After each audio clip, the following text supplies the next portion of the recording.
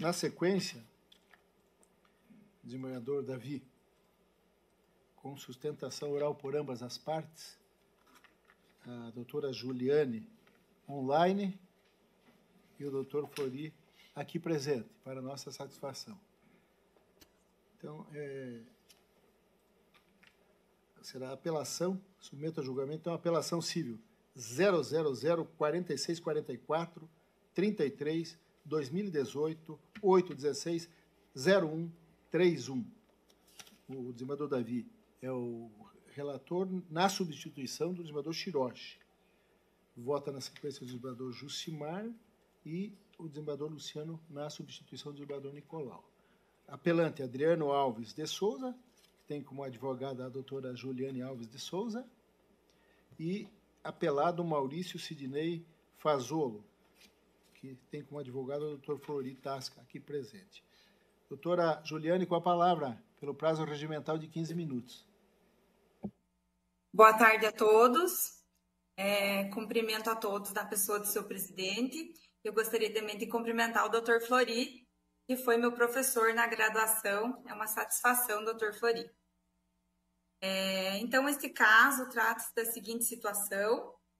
O senhor Adriano, o apelante, apresentou embargos contra essa execução proposta pelo apelado Maurício, no valor de 400 mil. Essa cobrança está consubstanciada em uma promissória emitida pelo apelante em favor de um agiota, o senhor Nilmar, qual foi endossado ao apelado.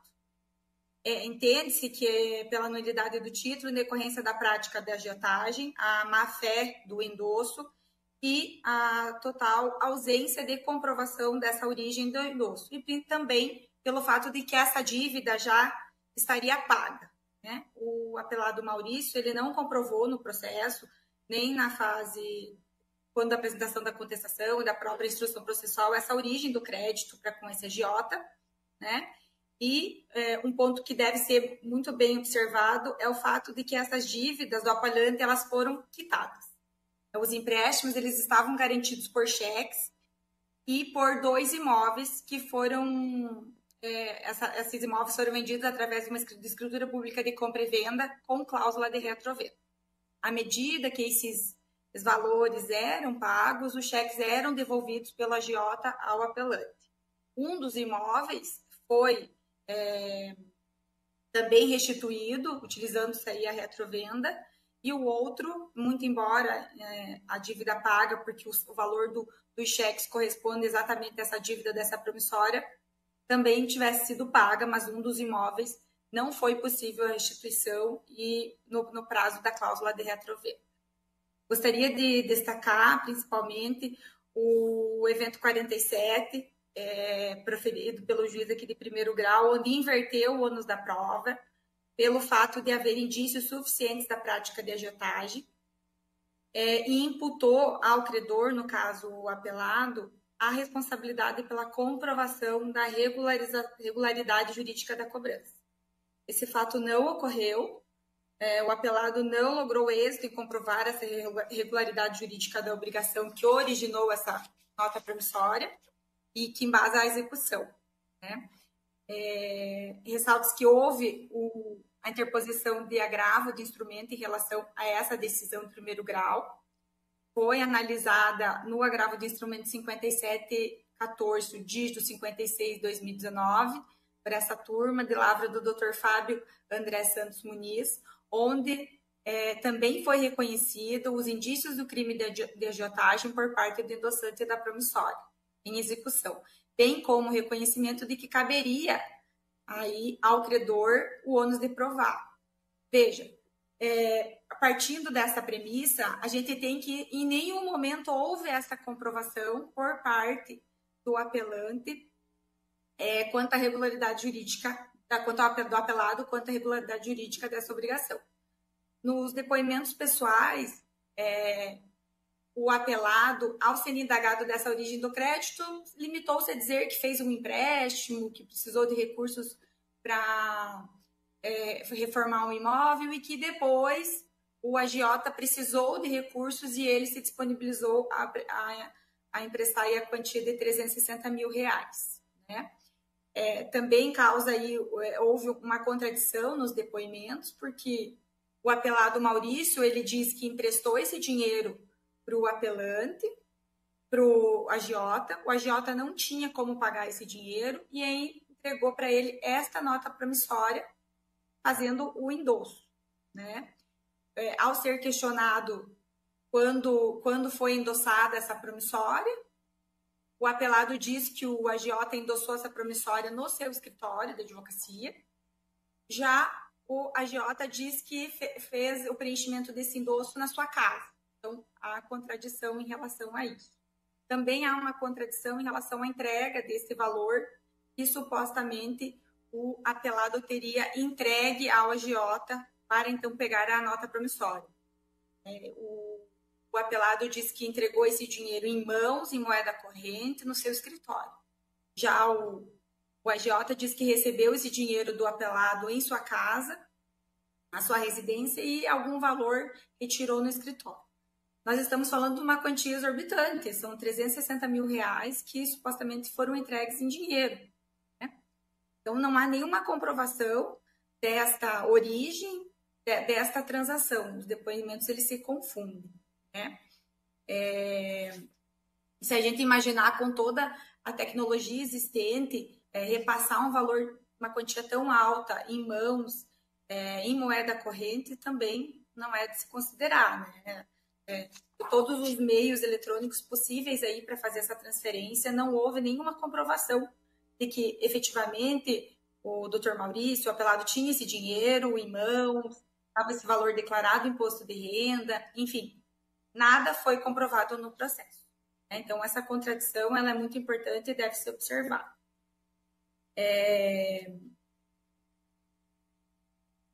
Gostaria também de ressaltar que, no nosso entendimento, a nossa apelação se baseia no fato de que tanto o apelado como o agiota estão atuando conjuntamente e acabaram que simularam esse endosso para que o título circule, né? A atuação deles em conjunto desqualificaria o apelado como um terceiro de boa-fé e demonstra que o título não circulou e o negócio, então, jurídico seria nulo.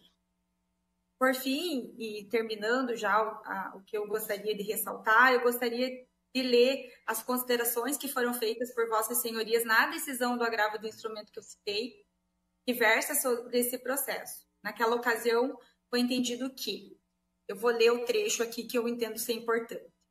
Ante toda análise feita, bem como os documentos juntados pelo embargante em cada movimento citado, encontra-se suficientemente demonstrados, ao menos, indícios de agiotagem por parte do endossante da promissória em execução. De fato, constata-se a verossimilhança das alegações da parte agravada, que tem o condão de imputar ao credor agravante o ônus de provar a irregularidade jurídica da obrigação.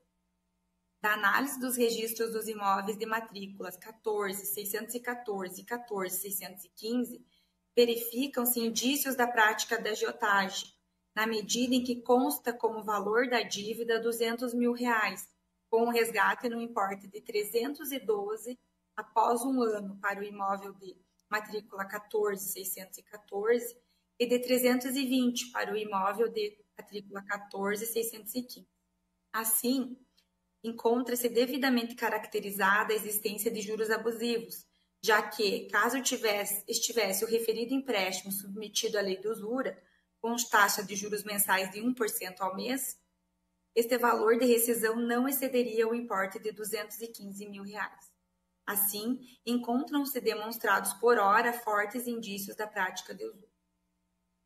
Então, excelências, considerando esses fatos, considerando que não foi desconstituído pelo apelado, que o apelado não comprovou a regularidade das transações, tampouco o endosso, e ainda diante desse pagamento que se deu pelos cheques que foram restituídos e pelo imóvel que o agiota acabou ficando, espera-se a reforma desta sentença. Eu agradeço muito pela atenção de todos, desejo um ótimo dia. Muito obrigado, doutora Juliane, pela sua sustentação oral. Com a palavra, doutor Flori Tasca. Pode. Aqui.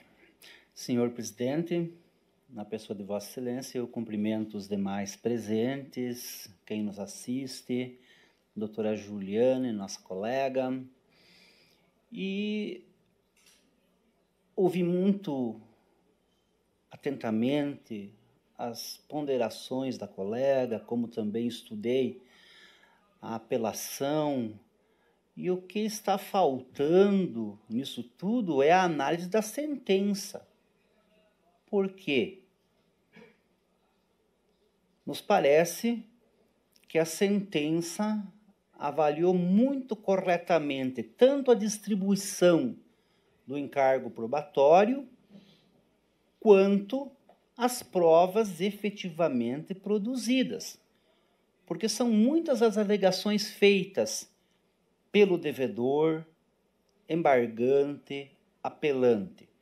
Ele diz que o título foi preenchido em branco, diz que foi preenchido em 2014, diz que o endosso foi irregular, foi de má-fé, em conluio, e nada disso está demonstrado. E dá a entender, quando apela, que caberia ao endossatário terceiro de boa-fé provar a origem mesmo da dívida. Então, quer opor ao terceiro de boa-fé, porque não houve prova alguma de má-fé, uma exceção pessoal contra o credor originário. E estudando esse processo, a gente vê que o seu Adriano, apelante, e o senhor Neumar Chuamba, credor originário, fizeram vários negócios ao longo de muitos anos. O Neumar foi ouvido em juízo, foi ouvido como informante, porque afinal ele era o credor, né, originário do título e foi indicado por ambas as partes, inclusive, na condição de testemunha. E ele disse que eventualmente trocava cheques para o Adriano, para uma empresa de portas que o seu Adriano tinha na época, que realizou negócios imobiliários e que por conta da inadimplência de muitos desses cheques, ele acabou consolidando as dívidas dos cheques e aí foi emitida essa nota promissória. Então, a única prova que efetivamente existe sobre a origem da dívida foi dada pelo próprio beneficiário do título, que, aliás, seria a única pessoa que poderia fazer essa prova, porque foi ele que negociou com o Adriano, e o Adriano, inclusive, não prestou depoimento pessoal, nem está no Brasil, diga-se de passagem, de modo que ficou muito bem evidenciado que no momento em que a nota promissória foi emitida, o Neumar devolveu, como a própria doutora admitiu agora também, os cheques para o Adriano. Se houve o pagamento desse título pela entrega de um bem imóvel, por que então que não houve a devolução da nota promissória tal qual foram devolvidos anteriormente os títulos? Se essa nota estava na posse do credor originário, se a entrega desse suposto imóvel em pagamento assim o foi, no mínimo, o devedor deveria ter notificado o credor para que devolvesse o título, mas nada disso aconteceu. O que aconteceu foi que essas alegações apenas vieram à luz nos embargos à execução. Ou seja, ninguém duvida, porque é fato incontroverso, que a nota promissória foi regularmente emitida pelo próprio devedor em favor do credor originário. Ele não nega que tenha assinado, ele diz que foi assinado em branco, mas não há elemento algum que prove isso, inclusive foi requerida prova pericial. E várias vezes ele teve a oportunidade de depositar os honorários do perito, mas assim não o fez, de modo que, ao final, o juiz declarou preclusa a oportunidade de realizar essa prova. Como também havia rolado testemunhas que não foram ouvidas. Acabou desistindo. Agora, o que cada um tinha que provar? A decisão saneadora diz que incumbia ao embargado provar a regularidade jurídica da cobrança, não a origem propriamente da dívida. Até porque o único conhecimento que poderia ter o endossatário de boa-fé a respeito dessa origem seria aquilo que o próprio endossante a ele informou, como o fez também em juízo ao ser ouvido. Ficou bastante esclarecido o porquê a nota promissória foi emitida, o porquê ela foi endossada, e aqui então nós entendemos que a regularidade jurídica da cobrança ou a causalidade do endosso está devidamente comprovada. Inclusive, esses valores que foram repassados pelo Dr. Maurício ao Neumar não foram de uma vez só, como o próprio Neumar declarou. Foi em mais de uma ocasião que isso aconteceu. E ele só aceitou, o Maurício só aceitou essa nota promissória porque o Neumar não tinha mais condições de pagar, já que ele teve um problema com a justiça, acabou sendo preso. E aí, a única alternativa que sobrou foi aceitar esse título, cuja liquidez, a certeza e a exigibilidade juridicamente estavam aperfeiçoados, entretanto, na prática, né, acabou inadimplido, tanto que ele levou à execução, tanto que até hoje não foi pago. Por isso que, ao invés da expressão agiotagem, que não está demonstrada, talvez fosse melhor a gente olhar sob o ponto de vista da calotagem, né? Porque o devedor não pagou, não quer pagar e nem vai pagar também por conta de não ter patrimônio suficiente para garantir essa execução. De modo que, sob o ponto de vista formal, o título é perfeito. Ele preenche os seus requisitos intrínsecos e extrínsecos. Ele é dotado de autonomia, de abstração, de literalidade. O endosso foi regular. Não há nenhum elemento que demonstre a má-fé. Tem só a alegação, né? Mas alegar, obviamente, é fácil. Agora, e provar? Ah, mas o devedor esteve no escritório de advocacia do Dr. Maurício para tentar negociar. Foram ouvidas 2 pessoas que eram secretárias no escritório que comprovaram que ele nunca esteve lá. De modo que estamos diante, sim, de um intento de inadimplência. Os negócios imobiliários a que se refere a parte apelante são anteriores à emissão da nota promissória. O juízo observou muito bem isso na sentença. E embora tenha sido ordenado, de fato, a inversão do ônus da prova, isso implicou em que o endossatário demonstrasse a regularidade jurídica da cobrança. Isso foi feito. Agora, a causa primária, originária da emissão da nota, supostamente vinculada à prática de usura, é fato até impossível de ser provado pelo endossatário. Porque é um fato negativo.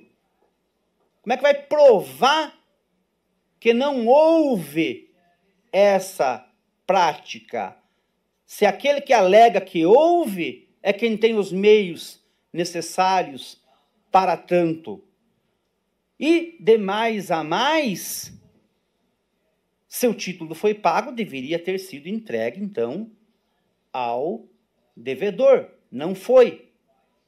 Apenas após a execução desse título é que em embargos, vieram todas essas alegações.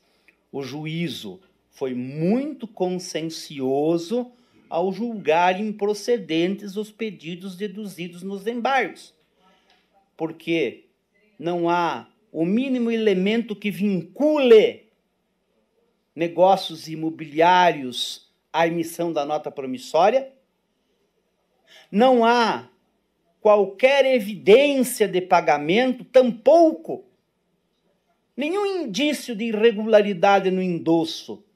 Se o endosso foi feito no escritório ou na casa, isso interessa pouco, até porque passaram muitos anos disso. E a memória, a gente sabe, eventualmente nos trai. Mas não se nega que houve o endosso, que o devedor ficou ciente de que deveria pagar essa dívida ao endossatário, ao doutor Maurício, credor desse título. Mas isso não aconteceu. Não pagou, não quer pagar e agora, inclusive, quer imputar a pecha de má-fé à conduta do credor endossatário, quando, data vênia, salvo o melhor juízo, quem age de má-fé é quem emite o título e depois nega a possibilidade de pagamento. De modo que chamo a atenção de vossas excelências para o contido na sentença e para o contido na prova. Porque a sentença analisa todo o quadro probatório. Se o devedor queria provar que o título foi preenchido em branco, então a perícia poderia eventualmente chegar lá. Se queria provar que houve pagamento, então, no mínimo, as testemunhas que havia arrolado de início poderiam esclarecer alguma coisa a respeito disso. Agora, não fez prova nenhuma e quer jogar todo esse encargo nas costas do endossatário, que é um terceiro de boa-fé. De modo que não nos parece razoável, sensata essa conduta. Inclusive, a bem da verdade, melhor seria condenar o apelante por litigância de má-fé maliciosa, porque ele está deturpando a verdade dos fatos. O título preenche todos os requisitos da Lei Uniforme de Genebra, a sua circulação se deu de maneira regular e, na perspectiva da execução forçada, é líquido, certo e exigível, razão pela qual postula-se a manutenção integral da sentença apelada. Era o que continha. Muito obrigado, doutor Flori Tasca, pela sua sustentação oral. Com a palavra o ministro relator, desembargador Davi. Obrigado pela concessão da palavra, presidente. Eu saúdo aos integrantes desta colenda 15ª Câmara Civil. Saúdo também a doutora Ana Rosa, que sempre nos ajuda nas sessões. Agradeço especialmente os advogados, a doutora Juliane, doutor Flori, que trouxeram seu ponto de vista acerca do caso e nos ajudaram a sedimentar o nosso entendimento sobre o julgamento da ação.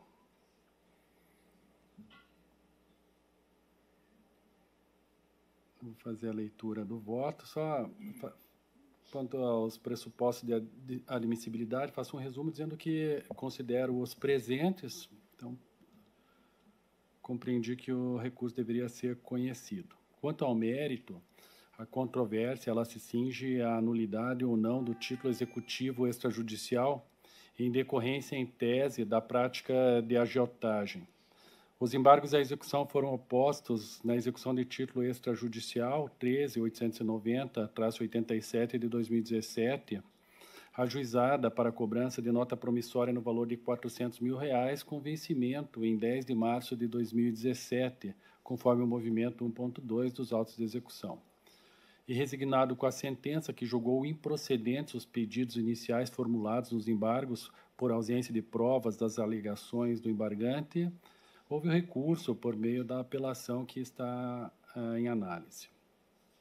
Pois bem, O artigo 917, inciso 1º do CPC, permite ao executado, por meio de embargos à execução, alegar a inexigibilidade do título ou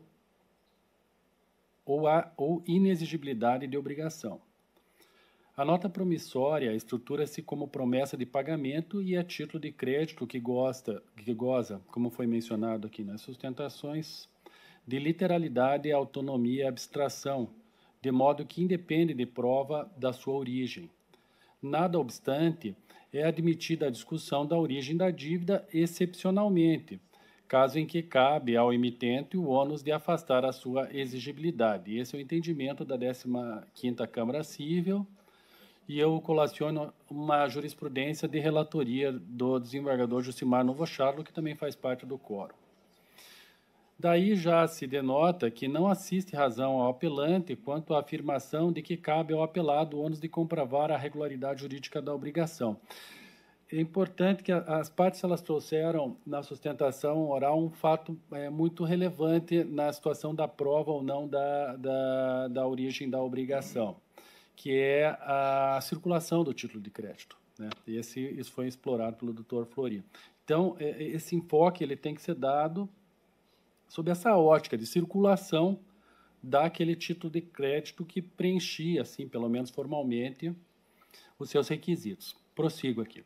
Quanto à afirmação do apelante de que o juiz ou prolator da sentença deixou de observar a inversão do ônus da prova para proferi-la e não foram observadas as provas documentais dos autos, cumpre ressaltar que, não sendo constatada a alegada prática da agiotagem, não há que se falar em inversão do ônus da prova nos termos do artigo 3º da medida provisória 2172-32 de 2001.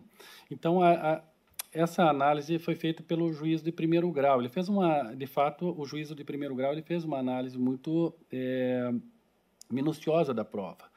É claro que existe a decisão de embargos, de agravo de instrumento, julgado por essa Câmara, que entrou nessa seara da agiotagem e mencionou a existência de indícios.